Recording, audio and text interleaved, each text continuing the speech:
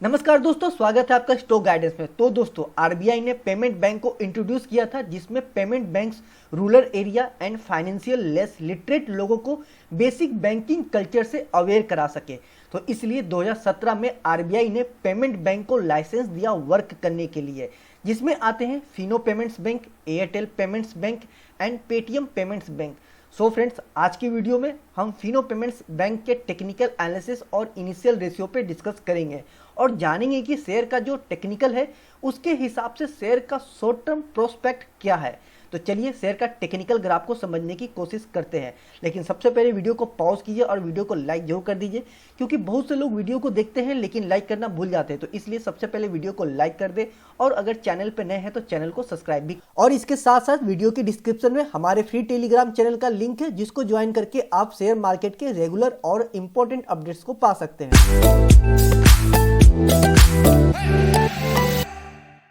तो दोस्तों, ये है शेयर का टेक्निकल ग्राफ और आज की जो क्लोजिंग प्राइस है 257 पे आज शेयर ने क्लोज दिया है। तो देखिए, आज का जो ग्राफ है काफ़ी सिंपल है, काफ़ी इजी और काफ़ी सिंपल है, इसमें ज़्यादा कुछ है नहीं बात करने के लिए। तो आज का वीडियो कुछ ज़्यादा लंबा होगा नहीं, ज़्यादा कुछ डिस्कशन होगा नहीं, काफ़ी कम डिस्कशन होंगे, काफ़ी छोटा वीडियो होगा। तो चलिए ग्राफ को देखते हैं और समझते हैं और अच्छे से कोशिश करते हैं कि अच्छे से इसको डिस्कस करें और बेटर से बेटर समझ सकें। तो देखिए, इसका जो सबसे पहला जो सपोर्ट है, पहला क्या, एक ही सपोर्ट है फिलहाल के लिए, जो कि अपने लाइफ टाइम बॉटम के पास है, जो है 230 रुपये का सपोर्ट है। और शेयर का प्राइस भी आज 257 पे क्लोज है और 230 का सपोर्ट है। तो काफ़ी ज़्यादा दूर है नहीं अपने सपोर्ट से। ये जो सपोर्ट है लाइफ टाइम लो है, और अगर ये सपोर्ट टूटा तो अच्छी खासी आपको वीकनेस देखने को मिलेगी। तो ये तो रही बात की सपोर्ट की। अब ऊपर बात करते हैं टारगेट की। तो देखिए, अभी क्या है ना, इसमें ना टारगेट अभी इसमें कुछ वैसा कुछ बताया नहीं जा सकता मेरे हिसाब से, जितना मुझे समझ है आता है उसके हिसाब से मुझे ये लगता है कि ऊपर में ऐसा कोई टारगेट नहीं दे सकते। अब वो क्यों नहीं दे सकते, आप देखिए। सबसे पहले ऊपर की बात कर लेते हैं, ऊपर में क्या है क्या नहीं है, ऊपर डिस्कस कर लेंगे, फिर नीचे आएंगे। तो देखिए, सबसे पहले तो आप देखिए, एक ये है साइडवेज, एक इतने का एरिया को ये साइडवेज लेके चल रहा है, ठीक है। तो एक ये इस एरिया को ये होल्ड कर सकता है, इसी में फंस के रह जाएगा, शायद ये इसी में घूम जाए।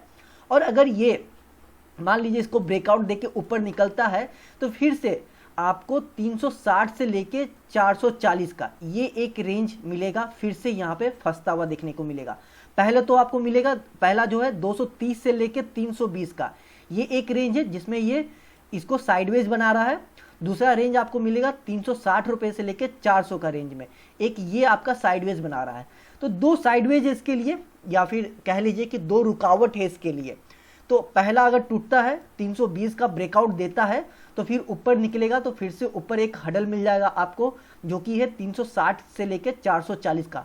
इसको जब तक ब्रेकआउट नहीं देगा, मतलब कि ये दो चीज़ जब तक नहीं टूटेगी, तब तक इस स्टॉक में तेजी नहीं देखने मिलेगी। आप इस चीज़ को अच्छे से समझ लो। और अब ये तेजी, मतलब कि ये जो भी ऊपर का जो भी रिट्रेसमेंट है या फिर रेसिस्टेंस कह लीजिए, जो भी कह लीजिए ऊपर का, जो कि एक ऊपर का है 320, एक ऊपर का है 440, ये ऊपर में जब तक ये टूटेगा नहीं तब तक इसमें तेजी देखने मिलेगी नहीं। चाहे वो आज टूटे, कल टूटे, चाहे 10 दिन बाद टूटे, 1 साल बाद टूटे, जब तक ये ऊपर में टूटेगा नहीं, ऊपर में इसकी तेजी देखने मिलेगी नहीं। लेकिन जिस दिन ये दोनों टूट गए, यकीन मानिए बहुत तेजी से ये ऊपर जाता हुआ देखने को मिलेगा और अपने लाइफ टाइम हाई की तरफ निकलेगा, उसको भी ब्रेकआउट देके बहुत इजी से निकलने की ये कोशिश करेगा। अब ये कब टूटेगा कहना अभी मुश्किल है, क्योंकि अभी फिलहाल इसके लिए दो जो एरिया है, सेक्शन जो एरिया कह लीजिए या रेंज कह लीजिए, दो रेंज है जिसमें ये साइडवेज में फंसा रहेगा। तो इसलिए अभी ऊपर में तेजी का आना मुश्किल है। बट हाँ, एक चीज़ और है, अगर जिस दिन ये 320 रुपये को ब्रेकआउट देके ऊपर निकलता है, मतलब कि अपने पहले ये रेंज को, जो इसका साइडवेज का रेंज है, इसको ब्रेकआउट देके ऊपर निकलता है, तो एक चीज़ जान लीजिएगा कि इसमें एक आपको इंडिकेट करेगा मजबूती आने का। इसके स्टॉक में, इसके शेयर के प्राइस में, ग्राफ में आप समझ लीजिएगा इसमें मजबूती, मतलब कि स्टेबल होने की ये कोशिश कर रहा है, एक मजबूती आने का इंडिकेट करेगा। और जिस दिन 440 का ये इसको ब्रेकआउट देगा, उसके बाद तो इसमें ताबड़तोड़ तेजी देखने मिलेगी। तो याद रखिएगा, 320 को जब तक ब्रेकआउट नहीं देगा तब तक इसमें मजबूती आने की कोई चांसेस नहीं है। तब तक ये स्टॉक या तो न्यूट्रल है या तो वीकनेस है। आप इससे 320 से नीचे है तो न्यूट्रल समझ लीजिए, या फिर एक तरह से आप इसे कमजोर या फिर वीकनेस ही या फिर वीक समझिए कि इसमें कुछ भी नहीं है, अभी ये शांत है। तो ऊपर आने का तो मैंने आपको बता दिया कि 320 को जब तक टूटेगा नहीं तब तक इसे मजबूती नहीं, और 440 का जब तक ये टूटेगा नहीं ऊपर का रेसिस्टेंस तब तक ये आपका तेजी नहीं। तो ऊपर की बात हो गई। अब बात करते हैं नीचे में, बॉटम की बात करते हैं। तो देखिए सबसे पहला जो एक ही सपोर्ट जो है करंट सपोर्ट, एक ही सिंगल सपोर्ट अभी दिख रहा है, वो है 230 रुपए का। अब 230 का सपोर्ट है, एक ये ब्लू लाइन है, ये है इसका डाउन ट्रेंड लाइन, आपको ये दिख रहा होगा, ये ब्लू लाइन आपका इसका डाउन ट्रेंड लाइन है और ये सपोर्ट है। तो एक चीज देखिए, अभी अपने इस रेंज में फंसा हुआ है, मान लीजिए इसी में फंसा रह गया, इसी में कुछ दिन से घूम रहा है, चाहे 1 महीने तक घूमे, 4 महीने तक घूमे, इसी में रह गया। और जिस दिन भी ये ब्लैक वाले को, ये अपने सपोर्ट को ये ब्रेक डाउन देता है, ब्रेक डाउन दिया तो एक चीज पहले समझ लीजिएगा कि अब इसमें आ गई है कमजोरी। अभी क्या है, अभी अपने साइडवेज में इस रेंज में है, तो समझ लीजिए कि अभी न्यूट्रल टाइप का है। और ये न्यूट्रल क्यों है मैं आपको बताता हूं, मैं क्यों कह रहा हूं कि अभी इस रेंज में ये न्यूट्रल क्यों कह रहा हूं, अभी मैं उसका बता देता हूं कि क्यों रीजन में क्यों कह रहा हूं कि न्यूट्रल है। आप एक चीज ये कि 27 जून से आपको मैं एक चीज दिखाता हूं, आप निफ्टी 50 में जाओ, आप देखो निफ्टी 50 में 17 जून को निफ्टी 50 ने बॉटम बनाया था 15,293 का, लगभग 300 के आसपास, 15,300 तक का करेक्शन के पास चला गया था। उसके बाद आप देखेंगे लगभग 2.5-3 महीने में ताबड़तोड़ तेजी देखने मिली। आप देख सकते हैं ग्राफ यहाँ पे, जो कि 18,000 तक को टच करने की कोशिश किया, तो लगभग इसमें 2,700 पॉइंट अप हो गया लगभग 2 से 2.5 महीने में। अब आइए इस भाई साहब को देखिए, ये भाई साहब क्या किए हैं, उसी बीच में ये 230 से उठे हैं 280 गए हैं, मतलब कि 50 रुपए की तेजी। निफ्टी आपका 2.5 महीने में चला गया लगभग 2,700 पॉइंट अप, ये भाई साहब उठे हैं सिर्फ और सिर्फ 50 रुपए में, और उसी रेंज में फंस के रह गए। आप देख सकते हैं ग्राफ को, ये ऐसे फंसे हुए हैं बेचारे। किसी तरह अगर ये 280 को निकलते भी हैं तो फिर ऊपर मिल जाएगा 320 का, यही इनका रेंज है अभी भाई साहब का। अभी इसी में घूमेंगे, इसी में नाचेंगे, जब तक ये ऊपर निकलेंगे नहीं, जब तक मजबूती नहीं। और जिस दिन ये टूटा, वीकनेस शुरू। तो इसलिए मैं कह रहा हूं कि अभी ये न्यूट्रल में चल रहे हैं भाई साहब, ये स्टॉक अभी न्यूट्रल में, अभी इसमें कुछ भी नहीं है, बस ये अपना बस ऐसे ही समय काट रहा है, टाइम पास कर रहा है। तो ये इसलिए मैं न्यूट्रल कह रहा था, तो आप भी इस चीज को ध्यान रखिएगा, स्टॉक अभी न्यूट्रल में है। अब बात आ रही थी कि वही नीचे की ओर, बॉटम की तरफ की, मतलब वीकनेस की बात हो रही थी नीचे के साइड में। तो जिस दिन ये टूटा आपका 230 का, समझ लीजिए कि वीकनेस आ गई है। ये जो डाउन ट्रेंड लाइन है, अगर ये भी टूट गया तो फिर समझ लीजिए कि इसमें अच्छी खासी गिरावट देखने को मिलेगी, और वो गिरावट बहुत तेज होगा, बहुत तेजी से नीचे जाना शुरू करेगा। तो ध्यान रखिएगा, ये ट्रेंड लाइन अगर टूट गया तो बहुत तेजी से नीचे है, और ये सपोर्ट टूटा तो वीकनेस है। अब वीकनेस आएगा तो क्या होगा कि मान लीजिए कैसा हो सकता है कि सपोर्ट टूट जाता है, यहाँ कहीं से सपोर्ट टूट जाता है, तो क्या होगा, इसको रिस्पेक्ट करते हुए डाउन ट्रेंड में ये जाएगा, ब्लू लाइन को रिस्पेक्ट करते हुए, अगर वीकनेस सिर्फ है तो। और अगर बहुत ज्यादा वीकनेस, जैसे कि ये ब्लू लाइन को भी टूट गया, ये जो है ट्रेंड लाइन ये टूट गया, तो फिर तो भगवान ही मालिक है, फिर तो भाई साहब ये तेजी से नीचे जाने के लिए रेडी होंगे। तो नीचे की ओर बस आपको ध्यान रखना है, 220 का टूटा तो वीकनेस का इंडिकेट है। वीकनेस का इंडिकेट क्या है, वीकनेस ही है, फिर समझ जाओ। और ट्रेंड लाइन को ब्रेक डाउन दिया तो अच्छी खासी गिरावट देखने को मिल जाएगी।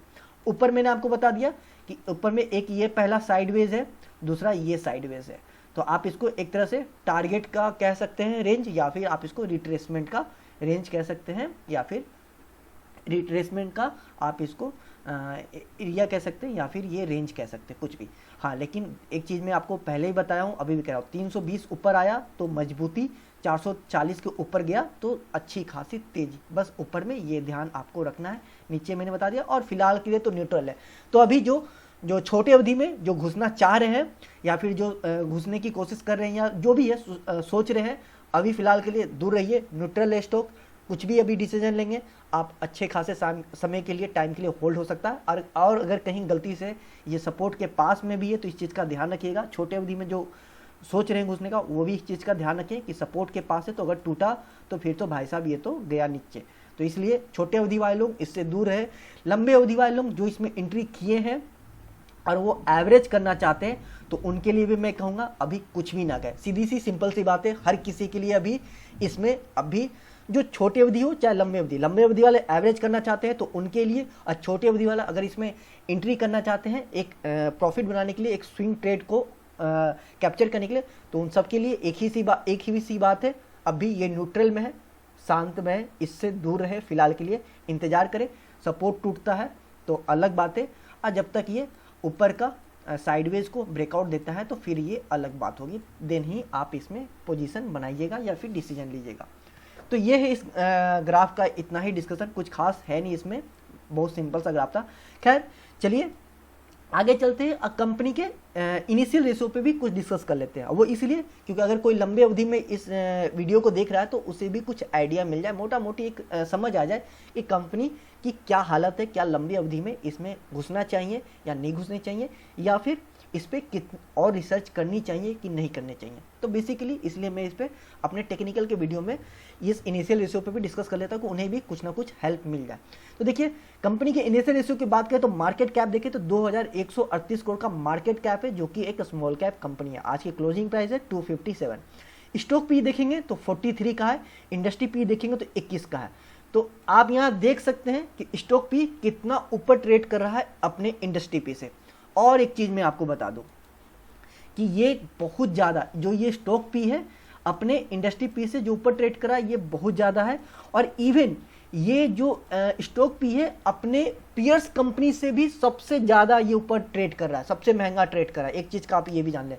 खैर एक और है आपका है बंधन बैंक है, बंधन बैंक इससे कहीं ऊपर ट्रेड कर रहा है, लेकिन बंधन बैंक चूंकि उसका बिजनेस मॉडल बहुत अलग है, बैंकिंग सेक्टर की तरह है, तो बैंकिंग सेक्टर में ही काम करती है बंधन बैंक, बट उसका बिजनेस मॉडल कुछ अलग है, तो इसलिए उसको आप इसके पीई रेशियो से कंपेयर ना करें, तो उसको साइड कर सकते। बाकी चीज़ों से जितने भी आप चाहे HDFC, ICICI bank, axis bank, SBI bank, जितने भी बैंक है किसी से भी आप कंपेयर कर लो इसके पीयर्स कंपनी में, आपका फिनो पेमेंट बैंक का पीई रेशियो बहुत ही ऊपर ट्रेड करता हुआ देखने को मिल रहा है। तो कहीं ना कहीं आप एक चीज़ जान लो कि पीई रेशियो बहुत महंगा मिल रहा है। आगे चलते हैं, प्राइस टू बुक वैल्यू देखें तो लगभग 7.5 गुना ज़्यादा है, जो कि ये भी एक परेशानी की बात है कि प्राइस टू बुक वैल्यू काफ़ी महंगा मिल रहा है। ये और नीचे मिले, कम मिले तो अच्छी बात है। और यही दो रीजन मुझे ऐसा लग रहा है, मैं 100% नहीं कह सकता, कि ये जो वैल्यूएशन के मामले में जो स्टॉक पी इतना ज़्यादा है, प्राइस टू बुक वैल्यू इतना ज़्यादा है, शायद इसी वजह से कहीं ना कहीं स्टॉक में कंटिन्यूअस वीकनेस है या फिर करेक्शन देखने को मिल रहा है। बट ये मुझे लगता है और भी रीजन्स हो सकते हैं, ऐसा नहीं है कि सिर्फ ये रीजन होगा, बट कहीं ना कहीं ये भी फैक्टर है, इसे भी तो कंसिडर करना ही होगा। खैर आगे चलते हैं, कंपनी के डिविडेंड यील्ड की बात करें तो 0 है, फेस वैल्यू 10 है, आगे आपको स्टॉक में स्प्लिट देखने के लिए जरूर मिलेगा। ईपीएस की बात करें तो 6 रुपये का समथिंग पैसे, 6 रुपये समथिंग का ईपीएस है, जो कि खास नहीं है, मैं तो इसे एक तरह से 0 ही कंसिडर करूंगा, कुछ खास नहीं है ईपीएस से। आरओसी की बात करें तो 10% एवरेज है, ओके कह सकते हैं। आरओई की बात करें तो 28.5% का आसपास का आरओई है, जो कि इसे अच्छा कह सकते हैं, बट ये टीटीएम है, ट्रेलिंग 12 मंथ का है, तो टीटीएम का आरओई है, एक साल का लास्ट 1 ईयर का आरओई है यहाँ पे, तो आप इसे अच्छा कह सकते। कंपनी का सेल्स ग्रोथ देखिए तो 121% का सेल्स ग्रोथ है, वही प्रॉफिट ग्रोथ देखिए तो 129% का प्रॉफिट ग्रोथ है, जो कि एक बहुत ही बेहतरीन आपका प्रॉफिट ग्रोथ और सेल्स ग्रोथ देखने को मिल रहा है। बट मैं एक चीज़ और क्लियर कर दूं, ये टीटीएम है, ट्रेलिंग 12 मंथ है, तो लास्ट एक साल का ही ये डेटा यहाँ पे देखने मिल रहा है, तो इसलिए आप इसको एकदम आंख बंद करके हाँ कि अरे ये तो बहुत अच्छा प्रॉफिट ग्रोथ देखने को मिला, सेल्स ग्रोथ अच्छा देखने को, ये तो बेस्ट है, तो ऐसा नहीं है। अगर आप इसको कंपेयर करेंगे पिछले 5 साल में तो ही आपको एग्जैक्ट फिगर मिलेगा, बट हाँ पिछले 1 साल में कंपनी का सेल्स ग्रोथ और प्रॉफिट ग्रोथ अच्छा रहा है, ये तो पक्की बात है। कैश की बात करें तो कंपनी के पास कैश 271 करोड़ का कैश है, वही अगर डेट की बात करते हैं तो 424 करोड़ का डेट है। तो आप देख सकते हैं कंपनी पर डेट बहुत ज़्यादा है और कैश कम है, मतलब कंपनी के पास जितना कैश है लगभग उससे डबल कंपनी के पे डेट है, जो कि कहीं ना कहीं बहुत ज़्यादा परेशानी की बात यहाँ पे देखने को मिल रही है। प्रमोटर होल्डिंग की बात करें तो 75% का प्रमोटर होल्डिंग है, जो कि एक अच्छा और बेहतरीन प्रमोटर होल्डिंग देखने को मिल रहा है।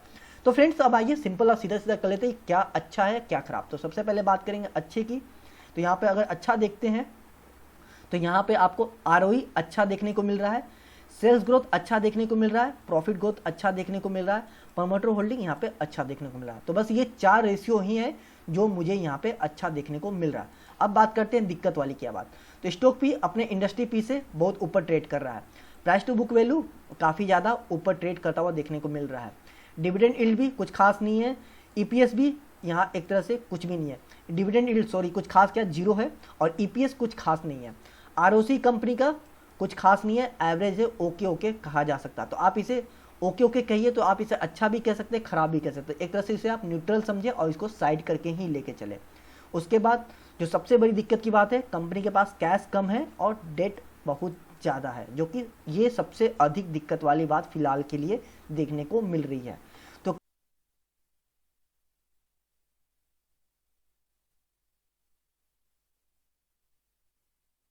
कंपनी के इनिशियल रेशो के हिसाब से इसमें तो अच्छी खासी दिक्कत यहाँ पे देखने को मिल रही है। बट फ्रेंड्स ये एक डिटेल वीडियो नहीं है, ना ही इस पे डिटेल डिस्कस हो रहा है, तो मैं ये नहीं कहूँगा कि इस वीडियो के आधार पे या इस इनिशियल रेशो के हिसाब से आप अपना डिसीजन लें। अब अपना डिसीजन लेने से पहले आप अपने लेवल पे रिसर्च जरूर करिएगा। लेकिन हाँ, ये भी एक कहना बिल्कुल सही होगा कि इस इनिशियल रेशो के हिसाब से तो एक तो मोटा मोटी ये समझ में आ गया कंपनी फाइनेंशियली उतनी स्टेबल नहीं है, कहीं ना कहीं कंपनी में फाइनेंशियली फिलहाल के लिए दिक्कत वाली बात देखने को मिल रही है। बट फिर भी आप अपने लेवल पे जरूर रिसर्च करिएगा। इस वीडियो के आधार पे या मेरे किसी वीडियो के आधार पे आप अपना डिसीजन मत लीजिएगा। सो फ्रेंड्स, ये था शेयर का टेक्निकल रिव्यू, पर ये मेरा पर्सनल ओपिनियन है और मेरा पर्सनल ओपिनियन सही भी हो सकता है और गलत भी। लेकिन आपका पर्सनल ओपिनियन क्या है मुझे कमेंट सेक्शन में जरूर कमेंट कर दे। और अगर आप किसी और भी शेयर का टेक्निकल रिव्यू चाहते हैं तो मुझे कमेंट सेक्शन में जरूर कमेंट कर दे, मैं उस पर वीडियो बनाने की पूरी कोशिश करूंगा। उम्मीद है ये मेरी छोटी सी कोशिश आपके कुछ काम आएगी। मिलते हैं अगले वीडियो में, तब तक के लिए आप अपना और अपने पोर्टफोलियो का ख्याल रखिए।